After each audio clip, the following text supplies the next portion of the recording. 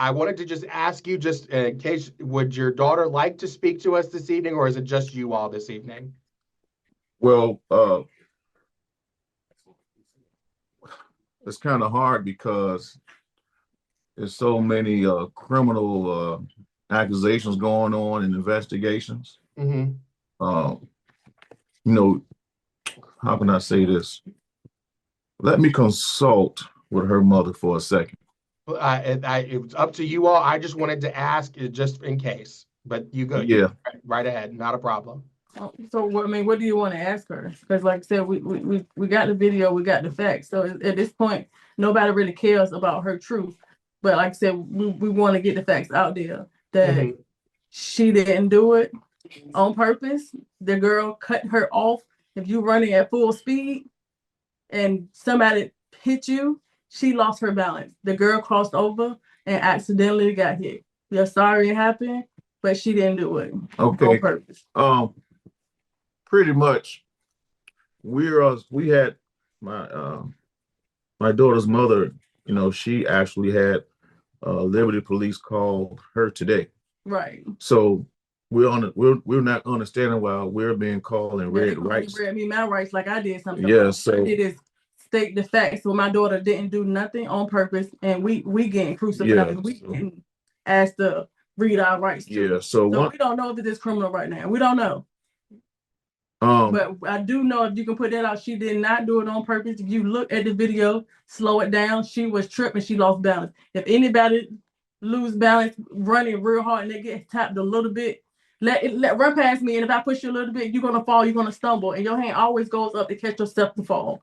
She just kind of crossed over. In the perfect world, she just got hit. Nobody meant to do it. She's not that type of person. She's just the loving person. She's not that type of person. I hate that they painting that picture of she did it. Okay, you were there. When I go to sporting events, I look at my daughter. When they go to sporting events, they were doing the same thing. All they saw their daughter got hit. That's what you believe is fine, but we know my daughter didn't do it on purpose. She's not that type of person. Her daughter caused the accident by coming over, and sorry, like, she got hit, but she didn't mean to do it. Okay, well let me break it down from my standpoint, since I actually did talk to the parents. Yes, Okay, sir. we're gonna start from the beginning. Once I received news and was shown a video from the coach at IC Norcom, I said we need to call their parents immediately. Reached out to the parents probably around after 8 o'clock Wednesday night. And the conversation seemed to have gone well.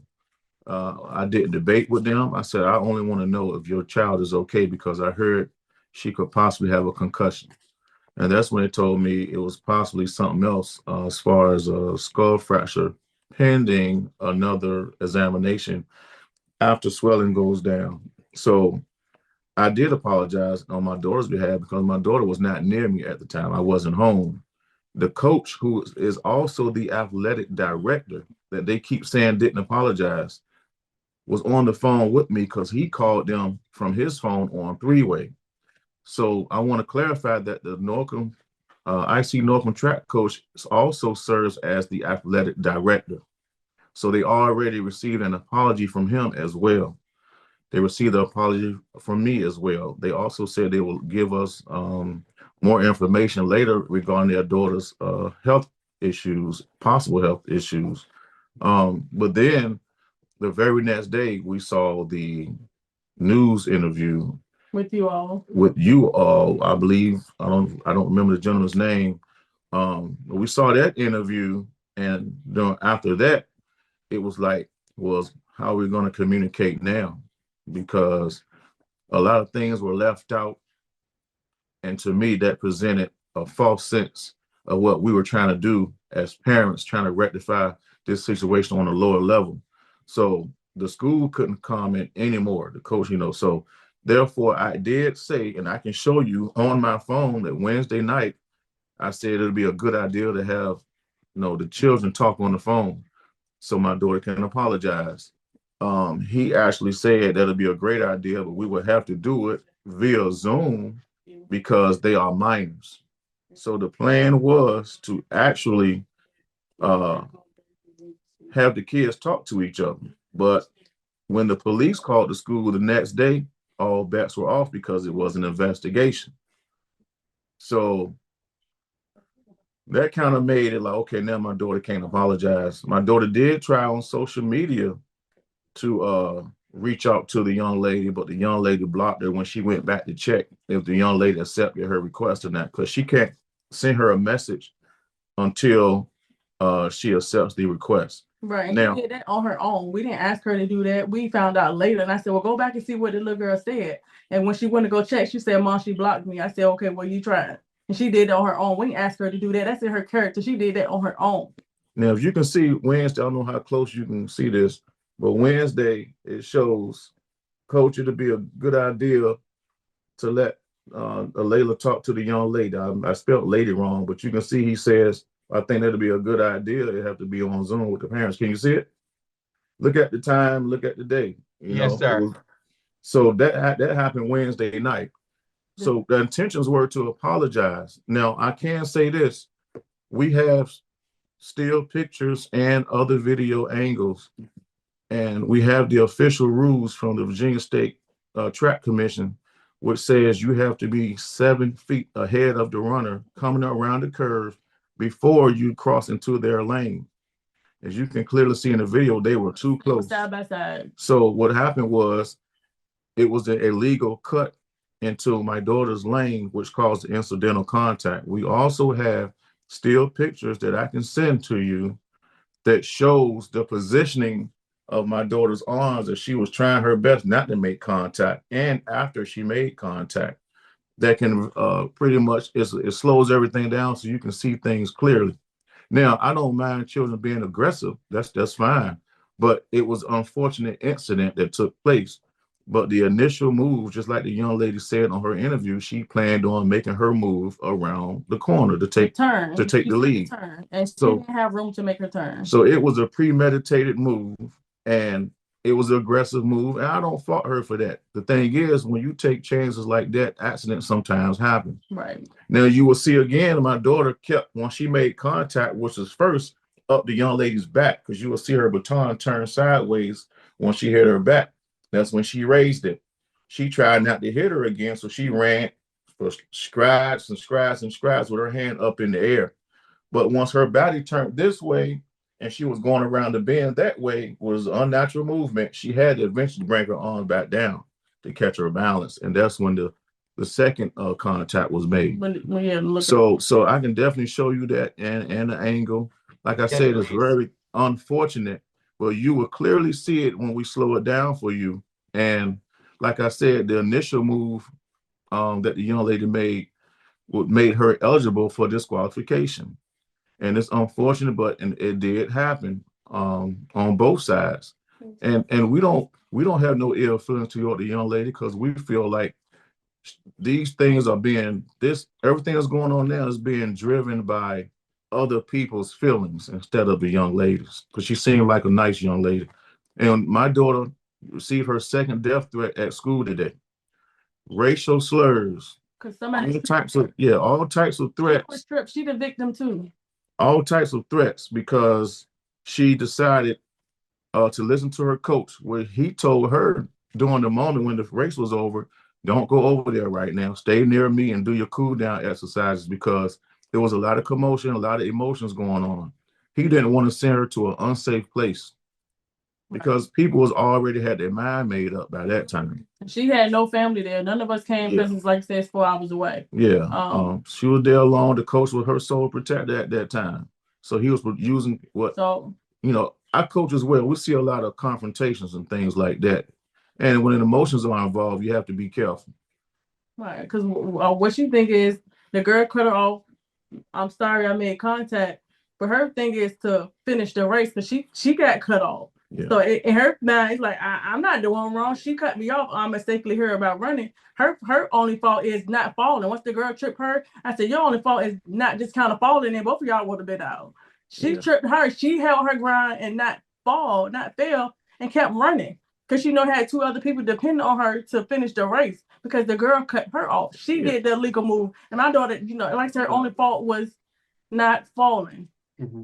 And you'll see on the video as well, and still photos, for several strides, my daughter was actually reaching out with her left hand Like, oh, I'm sorry. You and can she see the emotion. she My daughter slowed looked at down. her. She slowed down and almost came to a complete stop. And I'm going to send you all of that, and I hope you show it, because the interview that came out of Lynchburg is what started this whole mess. And my daughter shouldn't wake up and see Gayle King talking trash about her and Good Morning America talking trash about her or something that's not true. I mean, accidents do happen. It looks terrible, but that's no other sport just uses one angle on something like that. If you look at the side angle, you can tell that she gets clipped and loses her balance. Even the clip that And if you on social media, you can log on to my page. I have everything on my page. The side from one of her teammates were there that recorded from a back view, and he sent that to her because he saw it. Yeah, so and like I said, we have another gentleman here that we really need you to talk to.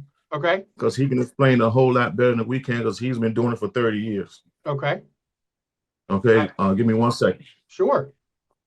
All right. And also, I can get your contact information so I can get the other information to you as well. That number that you called me on, is that the 942-9322? That's my direct contact. Oh, okay. Well, I'll send that to you. All right, here he goes right here. Appreciate you, sir. Thank you. May I ask you one more question, Mr. Everett? Yes. Before you go, so we have not been told a lot. We understand that a protective order was filed. Yes, they served her Saturday. About that at all? Yes, Saturday we had the police knock on our door and serve my daughter a protective order. My daughter never never sent any threats, anything like that. We live over 3 hours away.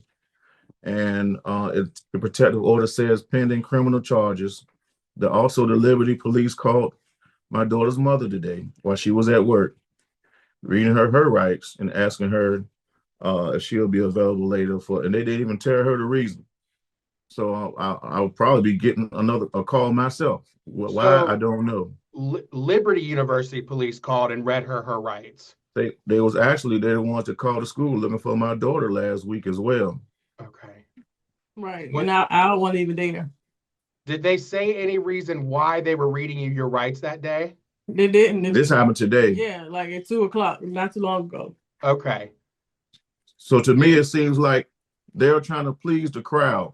Right. Because we did nothing, and we are careful about what we say and what we do.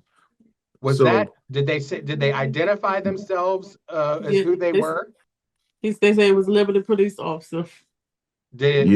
No name.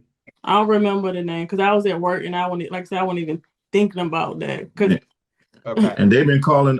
They called our IC Norcom looking for my daughter's information from the wrong people. Because I was in law enforcement myself. I served as a lieutenant at the sheriff's office and in the Department of Corrections of Virginia, and I know a little something. The way they handle it wasn't professional at all. And like you said, they're not giving up enough information about anything. Mm-hmm. But they've been calling the school until they got what they wanted, and now they're calling her. Yeah, and they saying VHS investigating, but nobody investigating because they haven't reached out to us. We haven't heard anything. You haven't heard anything from VHSL from the athlete.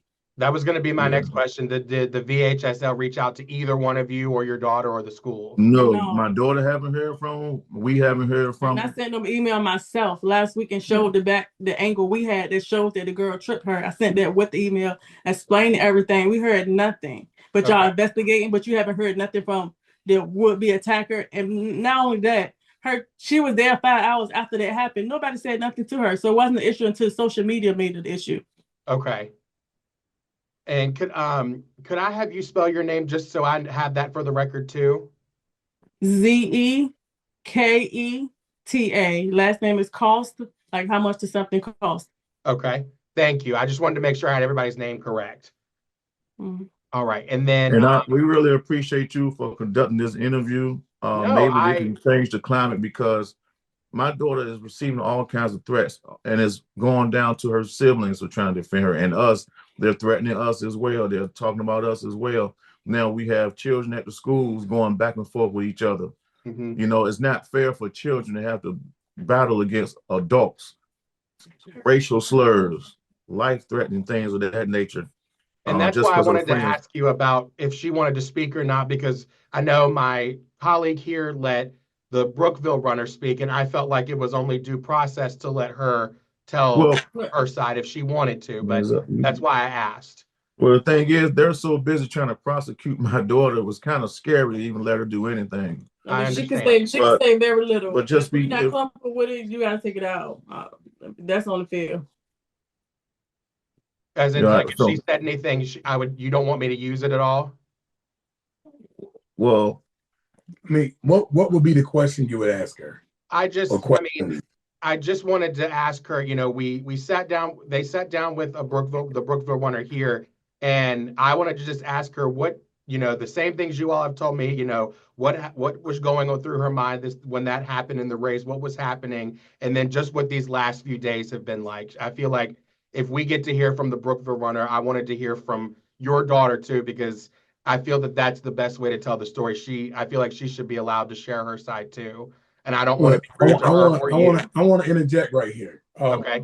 I think from what we've been seeing and what, you know, basically this is we're trying to win public opinion because public opinion is completely against this young lady. Mm-hmm. And I would think if you would ask her anything, she wants to know, she wants to say that it wasn't intentional and that we wanted to be on camera with her sincerity with regards to the contact. Mm-hmm. Not necessarily the technicality of the race and all of that, just the incident where she's accused of being a savage. Mm-hmm. And I think if you can do that, I think I'll be okay with her. And maybe, you know, if you want to apologize, you know, Yeah. but that's fine for the incident. She said she didn't want to do it. We're not making her do it. She wanted to do it first. Yeah. Mm-hmm. Yeah, so she's apologized several times already. We've been being interviewed. She just had no contact with the young lady. I mean, I would not ask her to apologize. I would only want to just talk to her just because I feel like she deserves, after we spoke to the Brookville runner, I just felt like she deserved to be a part of this story out of respect for her. Okay, I understand that, and that's respect. I wonder because I see even with the news coming here, we don't want to. It don't want to be a sob story. Like, yeah, it kind of making it seem like, oh, well, it's me. That's not what we want. When she says what about her, she means that she's the one getting threatened and ridiculed all day on national news and around nationally on social media. It's on every major network just about, and it's also on every social media site that's major. And under my comments. You know, and you know, they just all day, every day, all night. Okay, so we'll let her speak. Okay, thank you. And that'll sit beside you. So what? That'll sit beside you. Come on. That'll sit beside you. Yeah, you had a good one. She knew what to say. And also, sir, just want to throw in there, although there is sympathy for the situation, you know, we just feel like a lot of the allegations were just so unfair. Especially talking about the items that were used, you know, this baton is lighter than a plastic cup. You understand what I'm saying? So I believe the allegations were a little harsh. Maybe if it was actually a skull fracture, then you talk about it. But the possible skull fracture makes things so much worse. Mm-hmm. And I haven't had a report. If she does have a skull fracture, what if that is that known? That I do not know. The family, we have not heard from them since the original date of the story. I don't know any health updates, and they're due to HIPAA, they are not, you know, sharing. Understood. And I understand. I respect that. And like I said, it seemed like during the interview, the mother's only concern was no coach or the child didn't apologize. Right. I believe that's what fueled all this negative media attention, because she wanted my daughter to run over there in front of all these people that may jump on her because they feel like she attacked the other runner. That's not safe. That doesn't make sense. But she was stuck on somebody apologizing to her, which I already done. Mm-hmm. And, you know, and the coach. So. And I just thought about what he said, that if she ran behind her, they would thought she was going to try to beat her down. If you thought it was, she could have been coming again to attack again, since they saying she's such a savage. They arrested her then. They said I did it on purpose. Okay, but here's a go. You need to have her name. Yes, because she just say and spell it for me. Right. Alayla Everett. Could you spell it for me, Alayla? ALAILAEVERETT. Alayla, I am sorry that we have to speak under these circumstances, but I felt like everyone deserved to hear from you. Could you just walk us through that day and just that lap? Could you just walk us through that? As I was merging, I was coming from lane 6. She was in one of the inner lanes. So all I see is one person in front of me. I'm like, okay, I'm in second place. We get to the curve and I feel someone coming up on me, and I see like yellow in my peripheral vision. So I'm running and she's just getting closer and closer to the point where like she's up on me, and my baton is her elbow, like her arm's really hitting my baton to the point where I lost balance. And then it literally went behind her back. I'm in a position like this. It rolls up her back. My arm goes up because it rolled up her back. My body twisted. The curve is that way. I have to run that way. So I'm like this in the air. I catch my balance, pump my arms. She's cutting in. So when I pump my arms, she got hit. And I kept the baton up afterwards because she was running off of the track and I didn't want to hit her again. And when I seen her run off the track, I wanted to help her, but in my mind, I'm thinking, oh, she initiated it. I'm sorry I hit her. I didn't mean to hit her. It was intentional, but I'm going to pass the baton off. After I passed it off, it was people around her, and I'm like, oh, what if they think it was on purpose? So I asked my coach what to do. Since then, what have you been having to deal with? Many threats, death threats, racist people, people making fake accounts to talk and harass me on my page. People only seeing one side of the story and running with it. And I know the truth, and nobody at all asked me what happened. Nobody asked me, was it intentional? So it's just like, it could have been prevented if they would have asked me and found a way to talk to me and not the news station without hearing my side first. And you're a decorated athlete. I mean, this is, you know this sport. This has been your passion for a long time. Right. And she's an all-state and regional track runner, and several times over. So I do want to add, during the video, it wasn't enough officiating on the track coming around that bend where the contact was made. You can clearly see, and I will send that to you as well. They were missing an official in that area, and one official didn't even have a flag. So the contact could have been caught, and things could have been handled differently from the jump. If someone was there to say, okay, incidental contact was made by the other runner previous to her being accidentally hit, So that is where we fail our children at and our athletes at. Proper positioning wasn't there. So I really think they should be more worried about things like that instead of sending threats and protection orders our way, because things could have been handled a whole lot professionally and differently if they had the right staff in a proper position. Because there wouldn't have been a question that she was cut off. It wouldn't have been a question about her incidental contact, because someone would have been there to catch what really happened. And like I said, I'll send you the video and I can talk you through it so you can understand the different points of what we're talking about. But it's clear as day.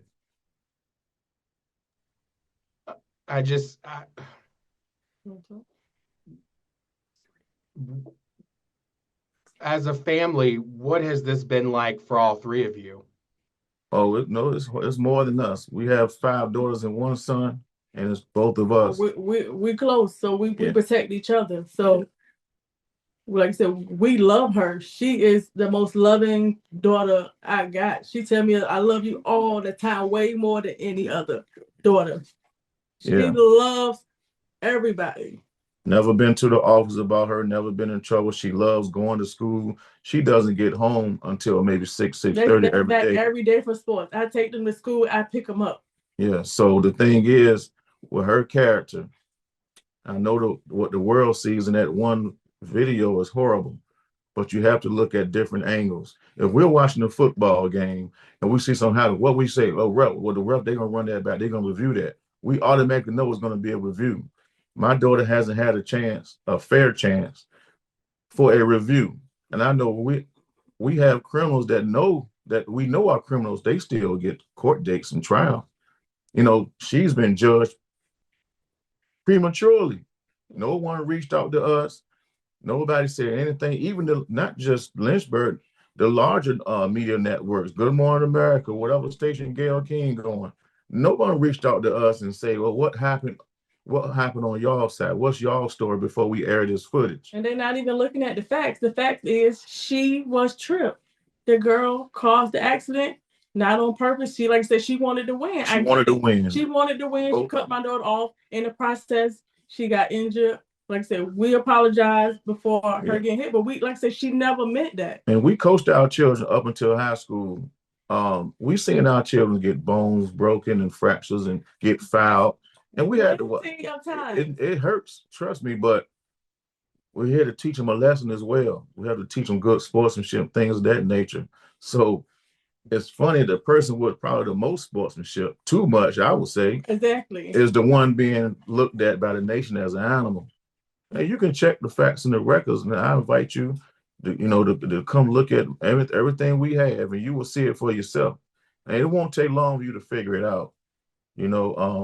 The fact that she's been made to be a monster by the public is horrible, and we all catch bad deals. I would check up for her if she was wrong. We just try to help fix what she did. But if she was wrong, she was there wrong. I will take up for that. That's not our values. We don't do that. Like I said, we want to raise strong kids as well, which means discipline is very important. Structure is very important. That's just something that we believe in, and it hurts because, man, y'all really picked the wrong child to criminalize like that, and that's not nowhere near her nature. If she has some of that in her, at all, we would probably say, okay, I can understand why they think, but man, this is no way near the truth. Not only that, they were ranked 17 in the state. They weren't there to beat nobody. Like, why would you want them to pressure them? My daughter ran past her without no issue. Yeah, my daughter's not a runner.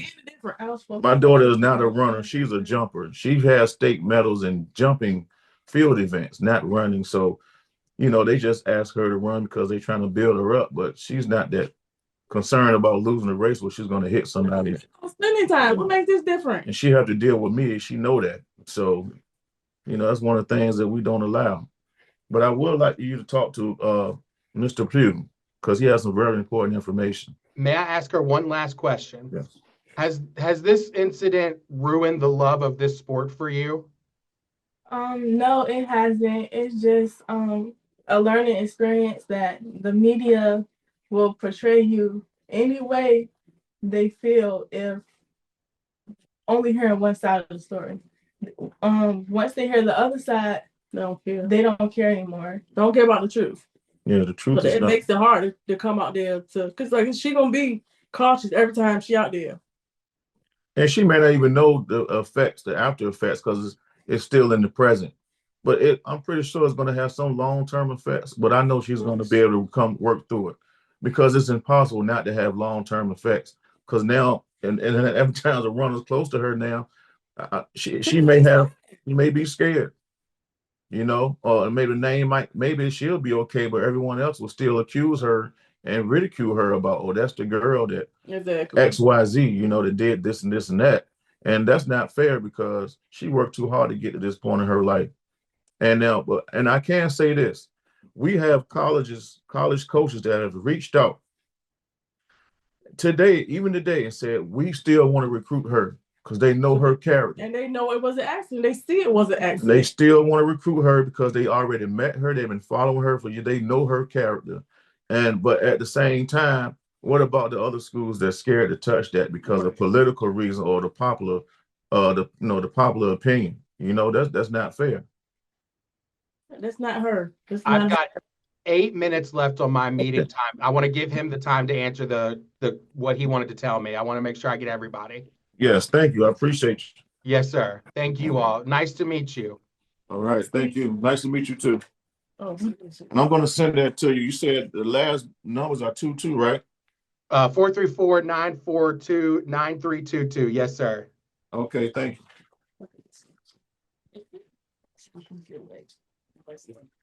And my first question is just what could you say and spell your name and how are you affiliated with the sport of track? My name is Vincent Pugh, Vincent Pugh. And then how are you affiliated with track and field? I am a certified official with USATF. I'm an NCAA official. I'm a high school official. Okay. And an AAU official. Okay. And then are you friends with the family member? I just wanted to make sure I clear the room. I know the family. I coached your dad in high school about 30 years ago, but I did not know who it was when I first observed the video. Mm-hmm. I didn't know what school it was when I first observed the video. Okay. Well, I'll go ahead. I've got 7 minutes left on this meeting. But what that day, just talk me through it. What was going on there? Well, from my perspective, I saw the video the day afterwards, and I didn't know what schools it was. So I looked at it because I was actually officiating at the 5A, 6A meet in Virginia Beach, which is the larger event. And I actually was timing it and doing the data management. So my group timed at me. So when I looked at the video and I saw the contact, obviously the video, the first time you look at it, it looks incriminating. It looks like it was intentional. But being an official, and I'm actually the coordinator for officials for a lot of meets like the VA Showcase, which used to be in Liberty. I was a meet director when it was there. I'm the meet director of the VA Showcase now in Virginia Beach. I'm the official coordinator for Adidas indoor and outdoor. So typically at a track meet, I am at the admin table and every protest pretty much comes to me. So have I seen a lot of protests? Yes. So when I look at a video of this, I don't just go by the first thing I see. Most people just look at it and say, hey, oh man, that's it. No, me, I always look into it because I always look at it as a teaching and training moment for my officials. So as I watch the video and it being the second leg, so track and field is like this. When you're running, the fastest races are the races where you can most lose control the easiest. The 100 and the 200 are the fastest races. 55 is kind of fast, but the whole deal is with the fastest races, you have your own lane, meaning nobody should be interfering with you with your own lane. Now, the 4x2 is different. The 4x200 meter relay is the event in track and field with the most contact in the country.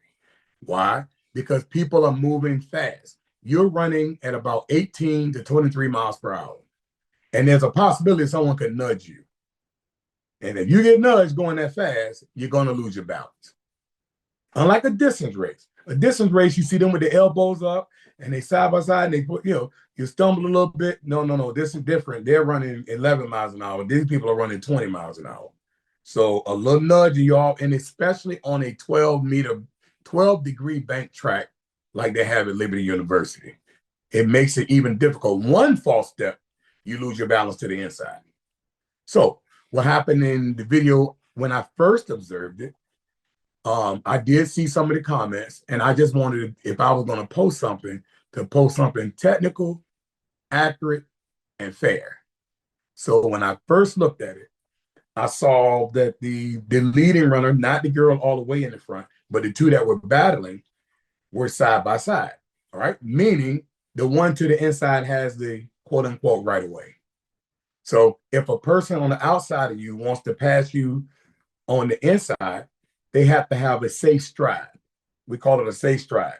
I can't be 5 inches in front of you and just cut you off and cut in front of you. So a safe stride is however long your stride is, which the rule book says up to 7 feet. So somebody tall, their stride might be 7 feet. Somebody short, theirs might be 5. So when I looked at the video and they were coming around the curve, it seems as though the Brookville young lady was trying to pass her, and she was probably moving at a faster rate of speed at that point. I think she wanted 55 earlier that day, right? So she was trying to pass, and she didn't have a safe distance to cut in. So with her trying to cut in and pass her, they had contact with the shoulders, initiated by the outgoing runner, because the ingoing runner has it right away. Imagine 2 cars trying to merge, right? That one to the inside, right, or in the lane is the one that has it right away. So sometimes the other one has to fall back or speed up so far in front of it that you don't clip them in the back. This is very, very similar, right? So without a safe distance, which the NFHS rulebook says 1 stride, right, or up to 7 feet, she tried to cut in. Now they bumping shoulders, and then the baton got caught in the back of the Brookville girl's jersey, and that threw the lady from young lady from Norcom off. It threw her off balance. And as soon as you see that, you see her hands go up, flailing, trying to maintain balance so she doesn't fall. And then as she got ready to get back in a running form and bring her arm back down, that's when the contact happened. Now, from that outside angle, it looks bad because it looked like she looked at her. But imagine this, when you're running around a curve, your momentum, your inertia is taking you to the inside. You're leaning to the inside. If you see a person turn to the outside, which is hard to do, they are completely off balance. So she was completely off balance. And as she tried to regain her balance and get back to running form is when the accidental contact happened. And then you see the Brookville runner lose her balance and have the same exact posture. Right hand right hand in the air, left hand down, and trying to what? Maintain her balance. Both of them were losing it, had lost balance almost simultaneously. And so when people say that she ran back and did this, did you see when the other runner got contacted and she was losing her balance? It's a natural thing. It's a natural thing to throw your hands up to try to balance, especially on a bank, right? And if you're ready to go down to the ground, it's natural for your hands to come down to try to break your fall. That's just, so people that don't understand this and haven't seen this over 30 years like I have, could immediately look at the video and get the wrong impression. But, in the day of social media, you just post what you think you saw or you repost what somebody else saw. And in your opinion may not be the best opinion, and it doesn't help the situation, which is what happened.